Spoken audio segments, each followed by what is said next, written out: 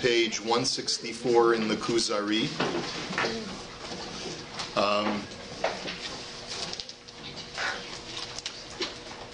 And we're still talking about the Kedusha of Eretz Yisrael, the sanctity of the land of Israel, and why, therefore, it occupies such a central role in the consciousness and the life of every single Jew. And therefore, in paragraph 18, or paragraph 17, the Kuzari says, after hearing about all of the special qualities of the land of Israel, that this is the only place where the Jewish people could be described as having a meeting with God, like Mo'adei Hashem, the places of meeting with God. So, if that's the case, the Kuzari says, in this environment, it is certainly appropriate for the glory of God to appear to the people known as the nation of God. So therefore, this is a place of divine presence. This is a place where God's people can meet together. This specific people of God can commune in this place of God, and therefore everything comes together, like the analogy of the vine that is the most fruitful, planted in the most rich of soil, and under the most fertile conditions of cultivation. This is where the fruit grows strongest and tallest and most robustly. Okay, so that's the analogy that we've set up until now. And in paragraph 18, the rabbi said, you can see how even the land has been designated with the Sabbath. As it says, a Shabbos for the land. Now, we're in a Shemitah year this year, so we know what this is referring to. We know that there's an idea of the land having to rest.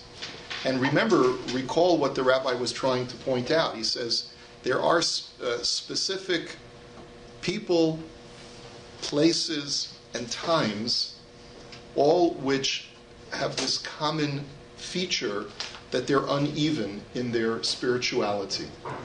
You can have a place which is more spiritual than any other place in the world. You can have a type of person which is more spiritual or has more spiritual potential than any other person in the world. And you can have a time which has more spiritual potential than any other time that exists. So what does Eretz Yisrael? That's a place which has greater spiritual potential than any other place in the world. You have a people, the Jewish people, which have greater spiritual potential than any other people in the world. Again, all according to this Shita of Rabbi Yehuda Halevi.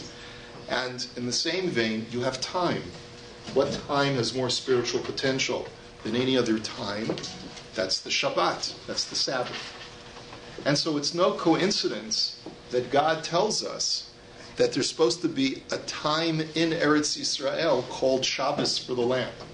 Because what for Rabbi Yehuda Halevi, what that essentially does is create a confluence between place and time as far as this feature of greater than and less than, like we discussed last week.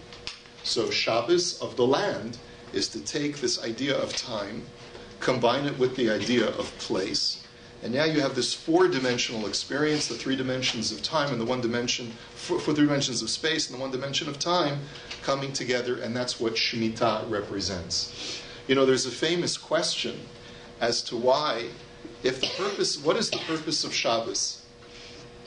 The purpose of Shabbos is to, as we know, Ki sheishes yamim asa Hashem es hashamayim ve'es ha'aretz, that in 6 days God created heaven and earth. Vayishbos bayom hashavi'i, and God rested on the seventh day. And that's why on every seventh day we rest on Shabbat to commemorate the act of creation. So the question that many of the commentaries ask is, why then does the Torah require a Shabbat, v'shavasah ha'aretz shabbos l'Hashem, that the land has to rest as well? If we are already commemorating Shabbos and doing our responsibility to commemorate the act of creation, why is there a secondary observance of Shabbos? For Rabbi Yehuda Halevi, the answer is very simple. It's because Shabbos represents the idea of creating holiness of space, of time in every individual's life. But what you do is you compound that idea of creating holiness and time only when you combine it with holiness of space. So what I as a Jew do is take my holiness of person, combine it with holiness of time, which is Sabbath, on the land, which is holiness of place.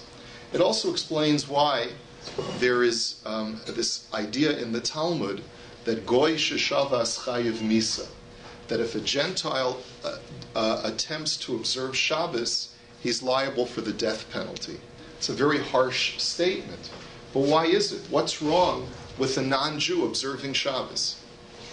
What's wrong with a non-Jew observing? You know that joke about the non-Jew observing Shabbos. You know that joke? No? All right. So I'm sure you've heard it, but I'll tell it to you anyway because it'll break up some of the seriousness. So these two guys are learning for years. They're chavrusas for years. And after 20 years of learning Gemara every night, one fellow turns to the other guy and says, I have a confession to make. I'm not really Jewish. So the other guy says, what are you talking about? We've been learning Gemara for 20 years. He says, yeah, I'm not Jewish. I'd never converted. So what are you doing learning Gemara? I see you in shul all the time. I find it intellectually stimulating. I enjoy it.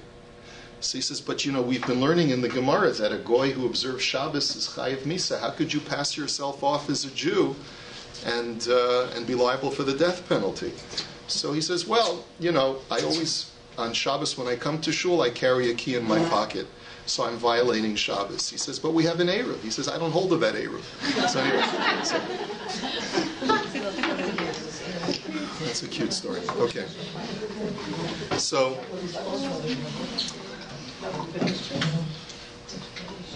why is it that if a Gentile tries to observe Shabbos, he's chayiv misa, he's liable for the death penalty? The answer is because Shabbos only works if you can create that confluence between person and place or time. If you try to observe Shabbos and you don't have that personal special kernel of spirituality that Shabbos represents for Rabbi Yehuda Halevi, you're mismatching, you're bearing false testimony about yourself. Shabbos only works as a holy day for the Jew who has that very same quality, that just like the Shabbos is that section of time that is holier than the other things that surround it, so too the Jew is that section of humanity that has that greater potential for spirituality than the rest of humanity. So by observing Shabbos, you're making an assertion about yourself which is essentially false. So for Rabbi Yehuda Halevi, it all falls in place. You should know that there are many other commentaries about this idea of Shemitah and why there's this combination of Shabbos and Eretz Yisrael. The Alshich has a very interesting idea. He tells us that there are really two features to the commemoration of creation. One is as a personal testimony that I believe in the God of creation, because when I demonstrate that I believe in a God of creation, I'm also testifying that I believe in a providential God, because a God who can insert himself into the physical world to create it is the very same God who can redeem the Jews from Egypt and be an integral part of my life on a constant basis. Because the idea of Shabbos observance, why did the Greeks want us to stop observing Shabbos? That was one of the decrees they made in the Hasmonean period, because Shabbos represents a God who is capable of sentience, intelligently and knowingly inserting himself within the world of mankind. And that's what the Greeks denied. Their philosophical conception of God denied the opportunity for an infinite God to insert himself within finiteness, within the physical plane. And so the Jewish God is the God who actually inserts himself into the finiteness of the physical realm and actually creates it. And so to suggest that is antithetical to a Greek worldview, and that's why they wanted us to put a stop to it. But once I acknowledge that God inserts himself into finiteness and to physical reality, it becomes possible for me to believe that God redeems us from Egypt and that he's an integral part of my life. That's why when we make Kiddush, we say both Zecher L'Ma'aseh V'Reishit and Zecher L'Yetziat Mitzrayim. The two of them are actually intertwined. You cannot believe in a God of Exodus unless you believe in a God of creation, and vice versa. Okay, you cannot believe in a God of creation unless you believe in a God of Exodus, and vice versa. Okay, so there's one aspect of Shabbos observance, which is to affirm my emunah, to affirm my belief in a providential God. There's another aspect of Shabbos observance, which is the very first Rashi on Chumash. What's the very first Rashi on Chumash? Rashi tells us, why does the Torah begin with the story of creation? Why couldn't the Torah begin with the very first mitzvah? Because after all, the Torah is not a storybook. The Torah is there to guide us, to teach us a manual for living. So how does the book of Genesis and the story of creation, how does it act as a manual for living? Rashi's answer is because Koach ma'asav higid le'amo laseis lehem nachalat goyim. He quotes a pasuk from Scripture, which states that God informs humanity, his nation Israel, about his act of creation, so that we have a document that gives us the sense of confidence that we know that we're not interlopers and stealers of the land of the Middle East that we currently occupy. It is our land because Hashem created the world and he gave Eretz Yisrael to us. Here's a document that says that when Hashem created this land, he had made a covenant later on with Avraham Avinu and said that even though there are indigenous people that are living there before you, I've chosen to give you this piece of property. And therefore, Avraham Avinu, it is yours and belongs to all of your descendants. So this is the reason for Shabbos observance, because Shabbos is an affirmation not only of creation, but it's also an affirmation that God, who is the creator, chooses which real estate belongs to which nation. And that's another reason why it's very appropriate for there to be a Shemitah observance. Because what is Shemitah an affirmation of? It's an affirmation of creation, that God created the world in 6 days and rested on the seventh. So what's the association for the land of Israel? So for the Alshich, the association is, because that's one of the messages of Genesis. One of the messages is that what's your rights? What is your claim to the land of Eretz Yisrael? It's because God, who's the creator of this land, decides who gets it. And so we commemorate that by observing Shemitah once every 7 years in Eretz Yisrael. And that's why the prophet Jeremiah, and why it says in Divrei Hayamim, they're so strong on the connection between the observance of Shemitah and our ability to live in Eretz Yisrael.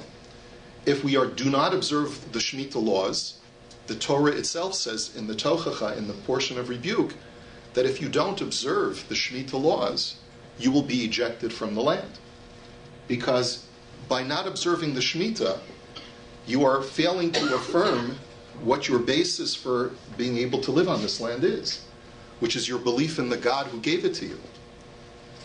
So if you don't observe Shemitah, God says you're no longer welcome tenants in the land, because you haven't affirmed who the landlord is.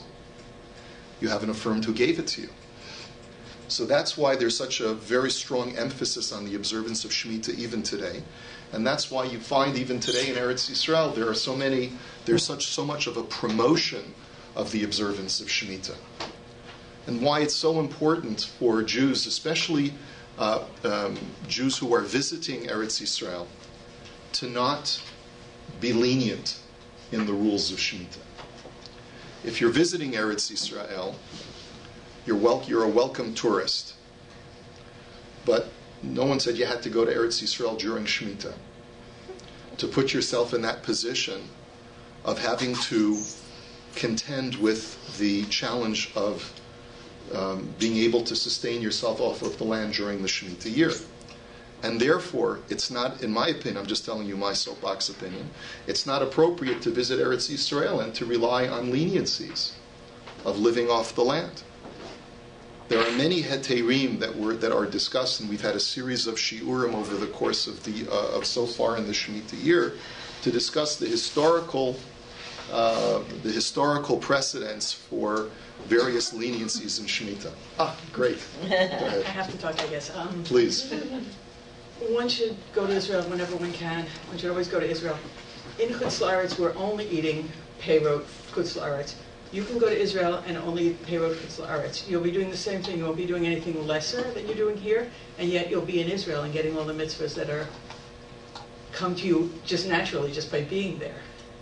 Yes, I agree. You're 100% right. We're not in disagreement, of course.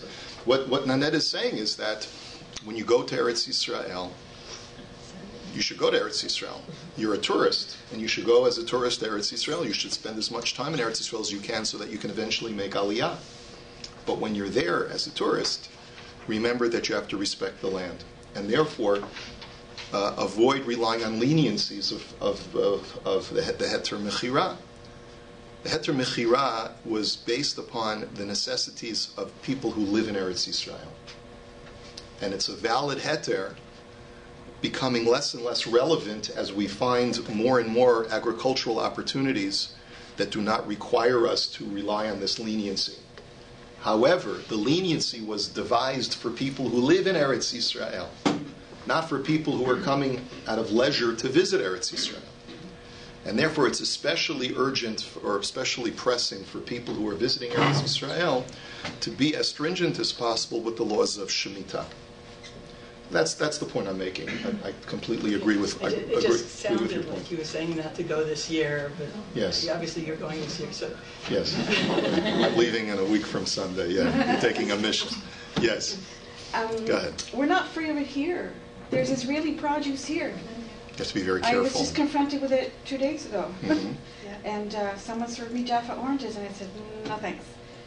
Yeah, you do have to be careful. Yeah, but the oranges you can still eat. The oranges are probably still okay. Still okay. Because they're from last year. However, there's a separate problem. There's a separate problem with Trumot and Maasrot. No, they take everything that's out. They take it out. You're sure? Yeah. Okay. I checked it. Because the perot, they hired the kofa. Right? So I checked, there was one, the pomegranate, I checked the email to the company, I took the thing and but I'm not sure that you can rely on that for Jaffa as well. I'm not sure because I've been told otherwise. But I know I emailed and they told me, I got an email back and they told me. They said specifically Jaffa? No, they didn't say Jaffa, they told me that if they import it, it's an import, it's not a personal thing, okay? The Misrad HaChaklout, the agriculture, the ministry, they make them. They have to take. They take. Trumot and Masrot. Okay, that's very good information. I'll have to. You can acquire more sources than I do. Okay. But I don't. Okay, Beseder. All right, we'll check this out. Okay. All right. So therefore, that's the idea. But for Rabbi Yehuda Halevi, remember the idea of Shemitah is not just a concept of observing Shemitah so that we remember our basis for our rights to the land of Israel, as the Alshich says. The observance of Shemitah in Eretz Yisrael is, once again, this confluence of all three realms of existence: humanity, geography, and time, all coming together in one observance of Shemitah, to be able to say that all of those special components of these three realms of creation come together in one mitzvah of Shemitah. And then, in the very last part of page 164, he says, you should further realize that the times for all the Sabbaths and festivals are dependent upon the time in the land of Israel. Now, this is a very bizarre statement, and it's a very, very difficult statement to reconcile. And the Kuzari immediately challenges us on the top of page 165. But the beginning of the day is fixed in China since it is the easternmost point of civilization. What does he mean to ask? How can you tell me that we fix our calendar based on what's happening or what time it is in Eretz Yisrael when we know that Eretz Yisrael has nothing to do with the fixture of time? The fixture of time takes place in China. Now, I know that many things are manufactured in China today. But what do you think the Kuzari means by that statement? Yes? Is he not referring to the fact that Beis Din has to be Mechadish the new moon and send out messengers and they decide when Rosh Chodesh is? Well, that's one of the things that he's referring to. That the determination of when Rosh Chodesh is, and therefore by that token the Yomim Tovim, is established in Eretz Yisrael. That's true, but he also says Shabbat. He says Shabbosos Hashem. Shabbos is not established by Beis Din. In other words, Shabbos is constant. Even if there's no Beis Din deciding when Rosh Chodesh is, Shabbos is every seventh day from the time of creation. So he's saying something more. There's some astronomical phenomenon that he's describing that has to do with the land of Eretz Yisrael. The time is determined by Eretz Yisrael. Yes? To me, it has always been very clear that all the holidays are based on what's happening in Israel. And I say that because I grew up in South America. And anybody who grew up in South Africa, Australia, South America knows that Rosh Hashanah is in the spring and Pesach is in the fall, because it has to do with what season it is in Israel, not in the south. Right. Okay, that's good. So again, Mo'adei Hashem. But what about Shabbos? What does he mean by Shabbatot Hashem? No, I was just thinking that the first time someone pointed out to me that the world keeps a week of 7 days with Shabbos, and that there is no reason for the whole world to do that, as opposed to, let's say, a month, because that's the cycle of the moon. There's no reason for us to keep 7 days a week is a sign. Remember we saw that in Rabbi Yehuda Halevi? We saw that in the Kuzari. Do you remember? No? Okay. All right. That's okay. He said that was one of the proofs that he provided, that the world actually was all one originally, and then afterwards divided into 70 nations. Because there are certain standards. We use a decimal system for counting. We all count up to 10, and then we start all over again. Right? You know what I'm saying? In other words, we start with 11 after 10. We start the ones again. Right? We all have the same days of the week, a 7-day week system. Right? This is proof that humanity at one time was all unified. Is that what you're referring to? Yeah, but I didn't realize that about the decimal system until you just said that. Yeah. So that makes me feel a little less impressed by the 7 days of the week. I always thought it was a sign that the whole world realized that Hashem gave Shabbos 7 days of the week. Now you're saying about everyone counts to 10. How did that happen? Well, probably because we have 10 fingers. That's probably the reason. Okay. You know. I feel better now. But seven, there's no rhyme or reason. 10 and then Esther, 11, 12. So let's get back to this. I heard someone say something under their breath. International dateline. International dateline. So how does he know about the international dateline? That was only established in the 19th century, the international dateline. And this is written in the 12th century. So what in the world is going on? By the way, did you ever ask yourself the question, what did people do before they made up the international dateline in the 19th century, in the 1800s? Well, it didn't really matter because they didn't have that instant communication anyway. Or travel wasn't as fast as it is now. That's true. But what if I was sending you a letter from Australia and I wanted to know what was the date on the letter? So people have calendars, right? How do you know if you're establishing a colony in Australia?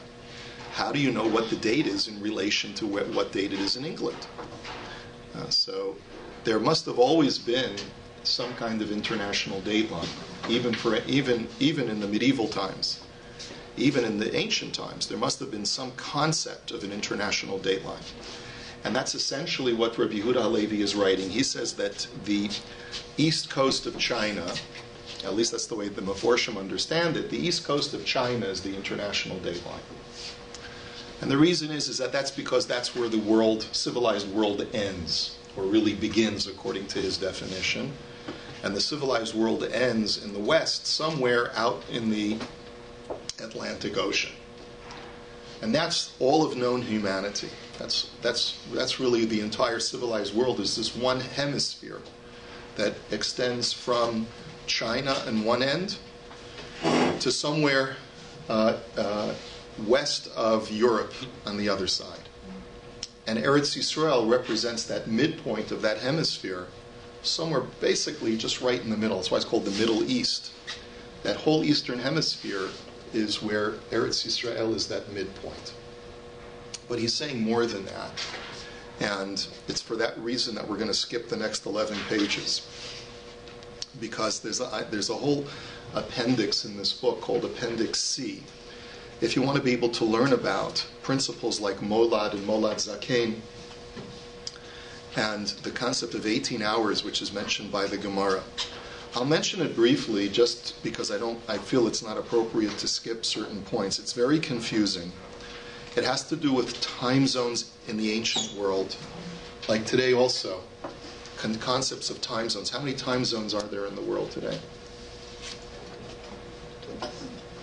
There's 24 time zones. There's 24. There's 24 time zones. You divide.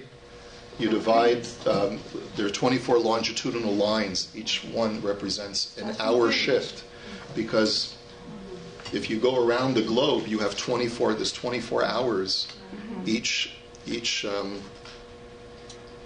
quadrant shifts an hour in time.